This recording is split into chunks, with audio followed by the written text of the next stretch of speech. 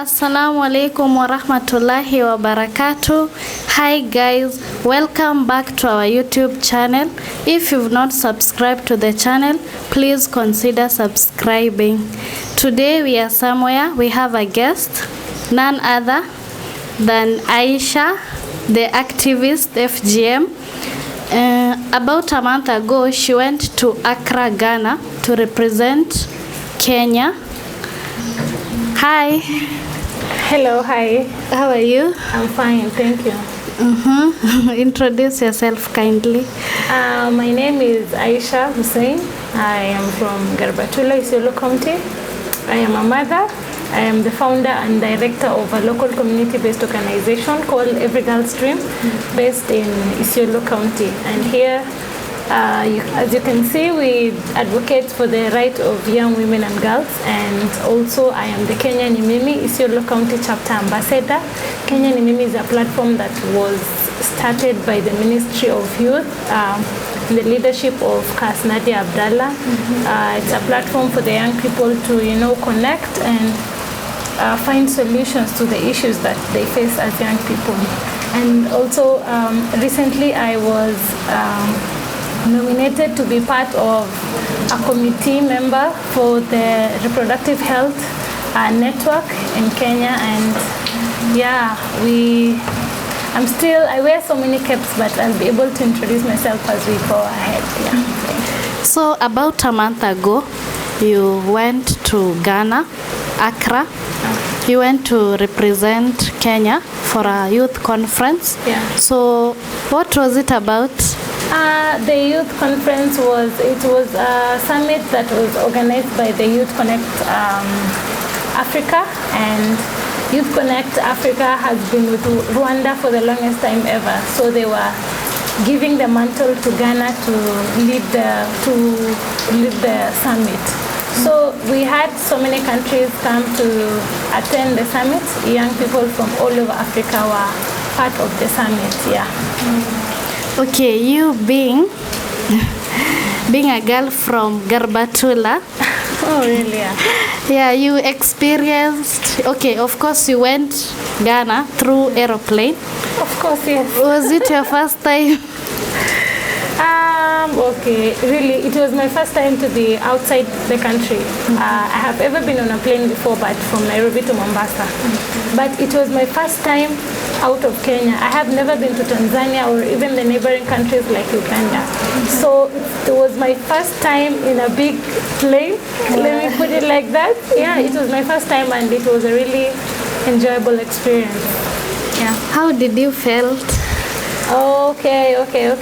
Being a girl from Garbatula, being in a big aeroplane and experiencing that was a very honorable moment for me as a person. I was so happy, and if you follow me on social media, I posted a lot of pictures while I was in the plane, and I enjoyed more while coming back because I was already used to the plane.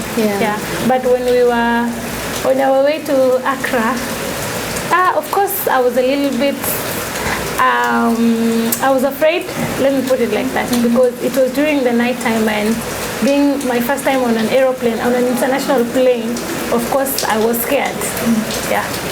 And how did you ended up representing Kenya in such a youth conference? How I ended up representing Kenya? So there was a link that was going around for the summit. So people were supposed to apply, send in their biographies of like what you've been doing, and someone shared the link, and I just had a look at the link, and I was like, oh my God, this is a whole conference that people from all over Africa are applying to attend. And I said to myself, there's no need for applying for this. And I was like, will I even manage to go through that stage? And really, I composed myself. I applied, and after 3 days I was selected. I got a message that I was selected to be part of the conference. And it was a very happy moment for me. I wasn't quite sure if I was going to be selected, but after being selected, I got so happy and I had a lot of mixed reactions, and I was happy. And so after being selected, now the issue was who is going to sponsor me, or who is going to support me to attend the forum. And through the UNDP and Casnadia, I was able to make it to Ghana. So they sponsored you? Yes, UNDP supported the trip. Yes. What would you like to tell them? Of course, I appreciate UNDP for having the young people at heart, and of course, not leaving out Casnadia and her entire team at the Ministry of Youth, for always having the young people at heart, and for always believing in the young people, despite where we come from, or the background or the region that we come from in this country. Yes. And so the conference, how many countries did it involve? We had people attending from all over Africa, all the countries in Africa. So you can imagine. Yes, we had so many countries in Africa attend the forum. Yeah, so many young people. And have you ever expected to participate in such a big thing in your life? Trust me, I have. I did. I had the expectations, because you see, when you believe in yourself and keep doing what you think is good for you and for your community, I knew there was a moment in life that I will board a plane and go international. And that day came, and I was like, you know what, girl, you made it, and you're going to make it farther than this. Yes, I knew I was going. And when I tell some of my family members, some of my cousins and my younger sister, or even my mom, or even my family members, I used to tell them, you know what, I'm going to America soon. I have a trip to America. And it was just kidding. I was just kidding them. And when it came to pass, everybody was like, she had manifested this quite so many times. And what I tell people is, when you have a dream and you're working towards that dream, maybe you tell yourself, maybe next year, if maybe it's business or something, you're going to achieve this and this, 1, 2, 3, So I think as a young person, when you have the energy, the zeal towards whatever you want to achieve in life, when you have a purpose, you will definitely achieve that purpose. And when you have a goal, when you have a dream that you work towards you work hard towards that dream, of course you will achieve. And yes, this trip to Ghana is just the beginning of so many trips around the world. And when you reached Ghana, how were you taken? As in, you being from, Yarakusha, being there, how did they receive you guys? Okay, first, thank you to all my friends in Ghana that might get a time to watch this. They are so receptive. The people in Ghana are so receptive. Ghana was such a beautiful country. So when we arrived in Ghana, we had a lot of mixed reactions, especially, it was my first time outside the country, and meeting foreign people or other people that you don't even know. But we had a really strong team from Kenya. We had a really fun-filled, strong delegate from Kenya, and we were received so well, and we made a family in Ghana. We were happy, we made friends, and generally the people are so receptive. I can say it was home away from home. What did you guys learn over there? The entire conference was much about, positioning Africa beyond AIDS, and, just having an Africa that is built by its people, and an Africa that is supported by its people, and just Africa prospering beyond, aid from other countries. So we learned a lot. The things that were addressed were things like innovation, and if you see, the world now is more of innovations. Like, we have quite a number of innovations, and the world has moved to another level of, people making good use of technology and, different innovations. And if you look around, we have a lot of innovations in Africa that are not being tapped. So when we have these innovations and it's African-led innovations, I think we can move forward as a continent. And also the issue of entrepreneurship, and the issue of sexual reproductive health, the issue of creative industry, and things like mental health for especially young people.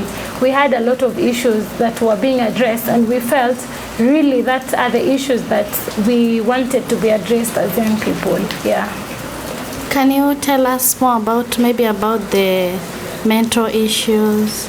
When you look around, a lot of people are suffering from different mental illness. Like, people are going through a lot that we don't know about, and people are dying of depressions, people are committing suicide, people are dying. So when we address this kind of issues, it's key, because when you're not mentally upright, or when you're not mentally okay, then we will have no development, and we will lose more people to mental illness. So young people are, when young people are jobless or they have no work to do, this leaves them in a state of frustration and thinking that you're not worthy to live. Yeah. So I think when we address the issue of mental health, especially amongst the young people, I think we are good to go.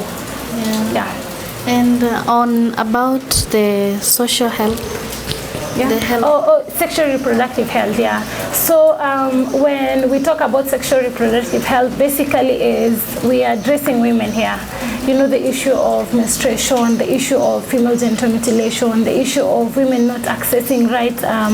When women are giving birth, how are they giving birth? Do they get the right people doing this? Yeah. I think when we address sexual reproductive health, then women are safe, then women are okay. Then we'll have less maternal death. Then we will lose less people to FGM. We will lose no people to FGM. Then that means women are safe and women are okay, and women are the drivers of the economy. So when women are okay, then everything is okay. So when we address issues of economy, talking about an Africa that we want to have, a beautiful continent that we want to have, then that means we must have all stakeholders on board, and that means women are part of these stakeholders. Yeah. So it was critical for the issue of SRHR to be incorporated during the summit. Yeah. Okay, so about everything you learned, what's next? You are back home. What are you planning for people? Of course, I am still planning to maybe have a meeting with the young people. I'm already in contact with a young person from UNYA, United Nations Youth Association, and we're really thinking of how we can collaborate, of course, together with Kenyan Imimi and the youth center departments. So we're thinking of having a platform where I will be able to share my story from Ghana and all the things that I've learned, and basically looking around how can we, as young people together, empower each other, and how will the things I learned in Ghana be of use back here at home. So things are in store, and Kenyan Imimi, of course, is coming back with a bang, so expect a lot from us. Yeah. And okay, from the conference, of course, everyone was useful. Yeah. Who would you like to recognize? Not that I will be biased or I'm trying to be biased, but of course, our minister. And she stands as a role model for me. The minister for the Chief Administrative Secretary for Youth and Innovation in Kenya. Nadia Abdallah. So when we went there, of course she represented us well, and she led us as a delegate to Ghana.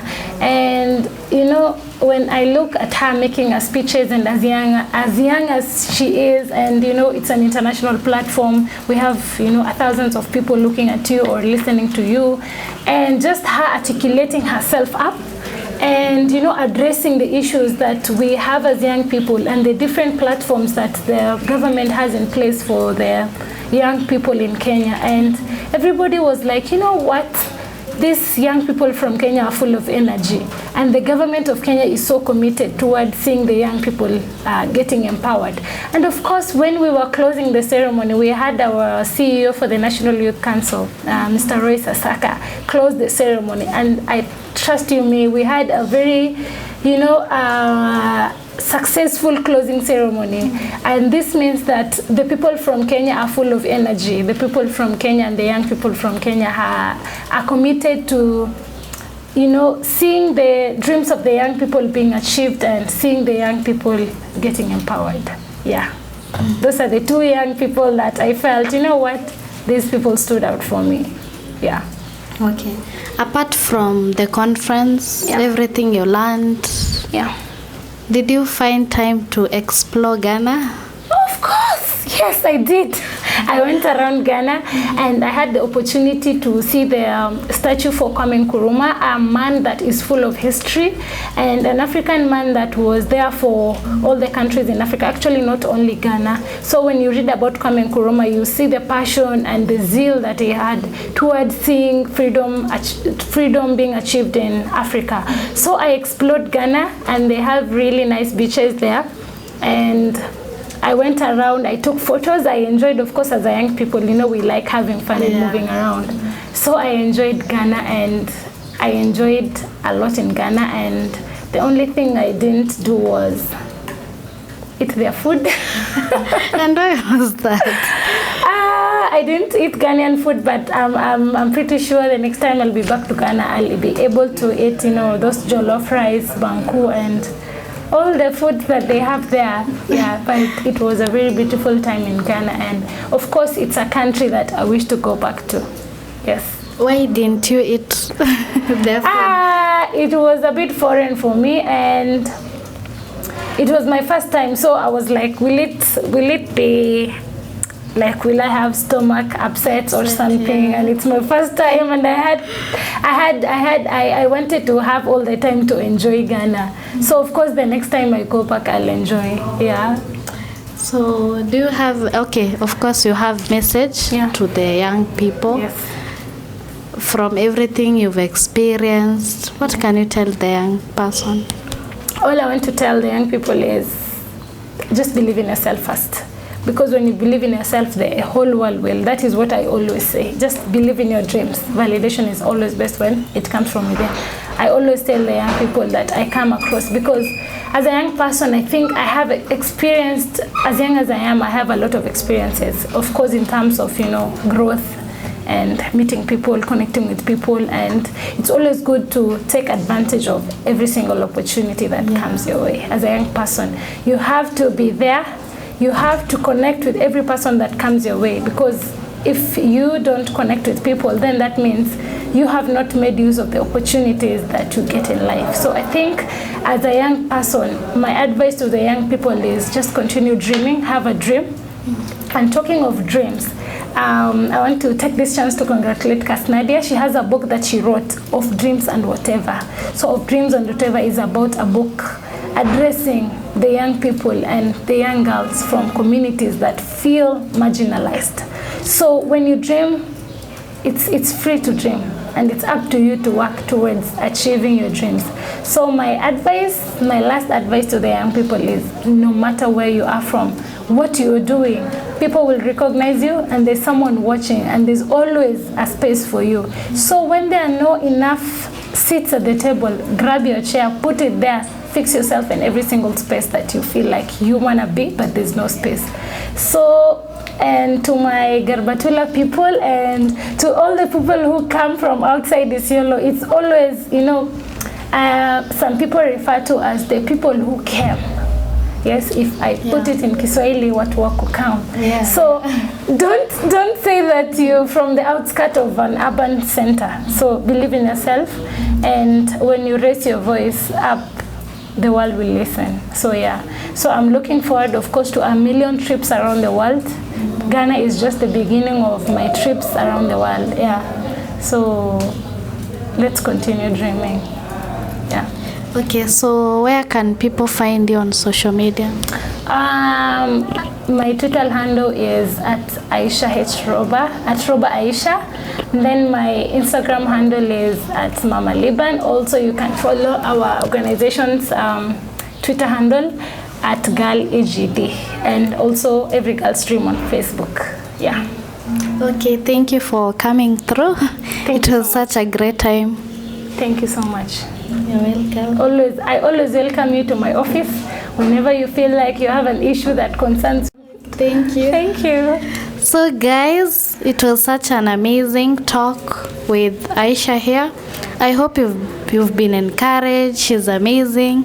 She motivates. I hope you've learned something. If you've learned something, if you have any question, comment down there. Subscribe, like, share, and comment.